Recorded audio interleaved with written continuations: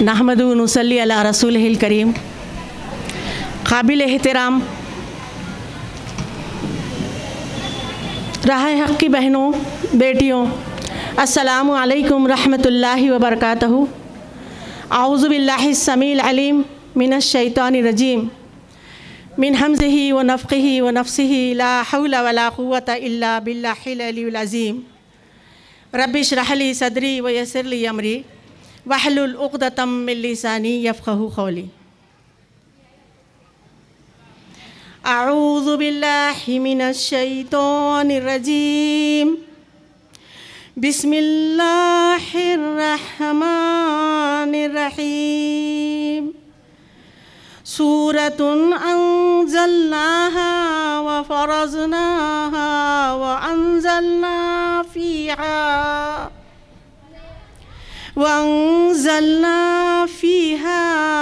آیات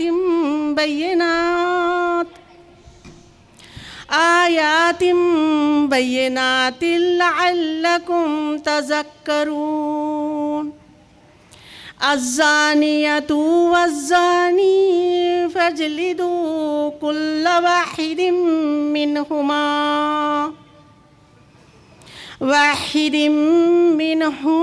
مئۃ جلدہ ولا تأخذکم بہما رأفۃ فی دین اللہ ان کنتم تؤمنون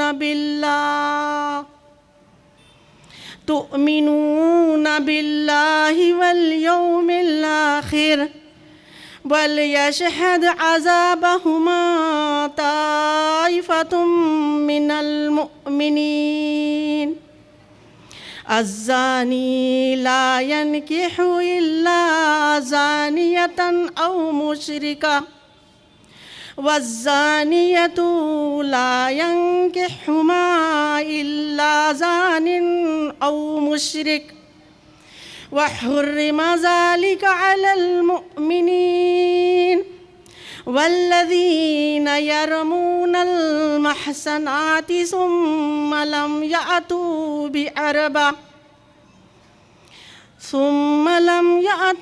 بأربعة شهداء فاجلدوهم 80 جلدة ولا تقبلوا لهم شهادة أبدا وأولئك هم الفاسقون إلا الذين تابوا من بعد ذلك وأصلحوا فإن الله غفور رحيم۔ صدق اللہ العظیم۔ ترجمہ: اللہ کے نام سے جو بے انتہا مہربان اور رحم فرمانے والا ہے۔ یہ ایک سورت ہے جس کو ہم نے نازل کیا ہے اور اسے ہم نے فرض کیا ہے، اور اس میں ہم نے صاف صاف ہدایت نازل کی ہے، شاید کہ لوگ سبق لو۔ زانیہ عورت زانی مرد دونوں میں سے ہر ایک کو 100 کوڑے مارو، اور ان پر ترس کھانے کا جذبہ اللہ کے دین کے معاملے میں تم کو دامنگیر نہ ہو۔ اگر تم اللہ تعالیٰ اور روز آخر پر ایمان رکھتے ہو اور ان کو سزا دیتے وقت اہل ایمان کا ایک گروہ موجود رہے۔ زانی نکاح نہ کرے مگر زانیہ کے ساتھ یا مشرکہ کے ساتھ، اور زانیہ کے ساتھ نکاح نہ کرے مگر زانی یا مشرک، اور یہ حرام کر دیا گیا ہے اہل ایمان پر۔ اور جو لوگ پاک دامن عورتوں پر تہمت لگائیں پھر 4 گواہ لے کر نہ آئیں، ان کو 80 کوڑے مارو اور ان کی شہادت کبھی قبول نہ کرو، اور وہ خود ہی فاسق ہے، سوائے ان لوگوں کے جو اس حرکت کے بعد تائب ہو جائے اور اصلاح کر لے کہ اللہ ضرور ان کے حق میں غفور رحیم ہے۔ یہ سورہ نور کی 1 تا 5 آیتیں اور اس کا ترجمہ پڑھا گیا ہے۔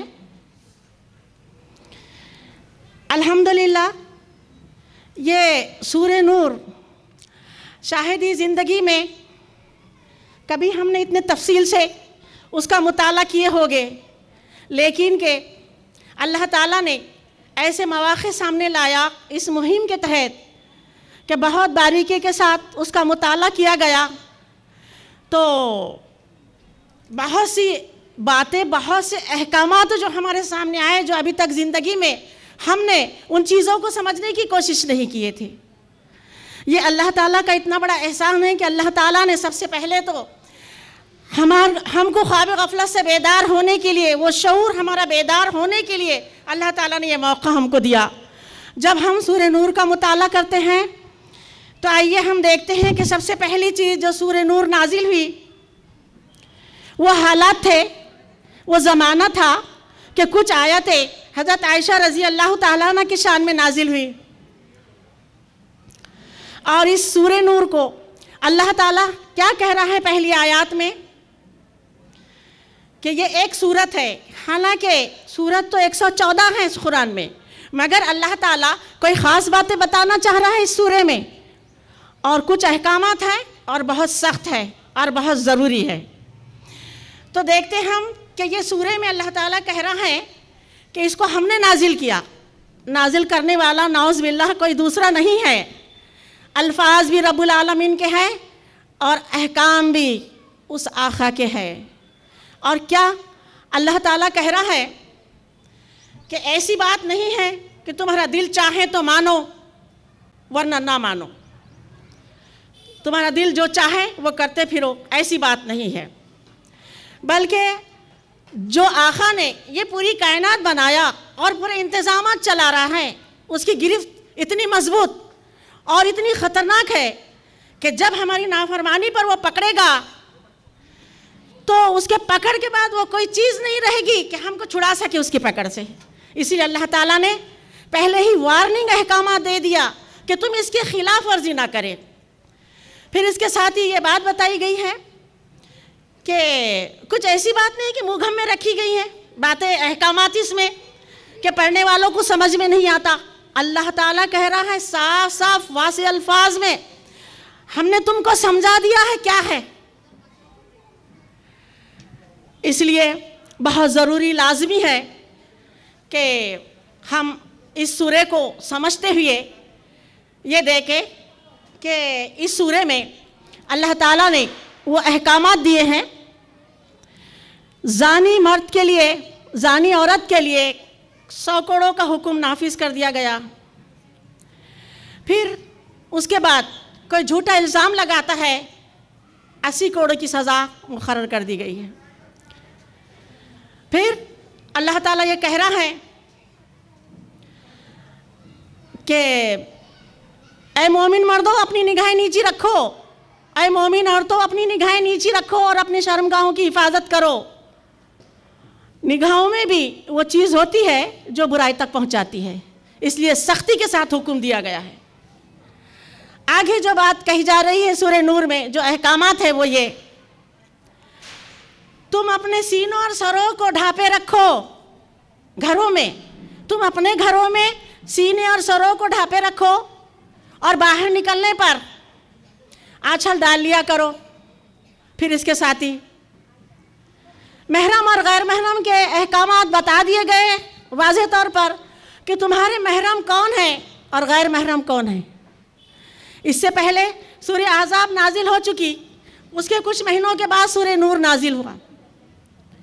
وہاں پر منہ بولے بیٹے کا طریقہ، منہ بولے بیٹے کا، منہ بولے بھائی، منہ بولے انکل، منہ بولے چچا کا رواج ختم کر دیا گیا اور حقیقی رشتہ داروں کو واضح کیا گیا جس کے سامنے تم کو نکلنے کی اجازت ہے اور کن لوگوں کے سامنے تم نہیں نکل سکتے، وہ رشتہ داریاں اور وہ ایرے غیرے بتا دیے گئے ہیں کہ میں جان نہیں کہ تم کسی کے سامنے نکلو۔ اس کے ساتھ یہ بات بتائی گئی ہے کہ کچھ غیر مردوں سے لینا دینا ہے تو پردے کے پیچھے سے، پھر اگر غیر مرد سے بات کرنا ہے تو کھرے کھرے انداز میں بات کرنا ہے، کوئی دل کا مریض مبتلا نہ ہو جائے، لالچ میں نہ پڑ جائے۔ سبحان اللہ۔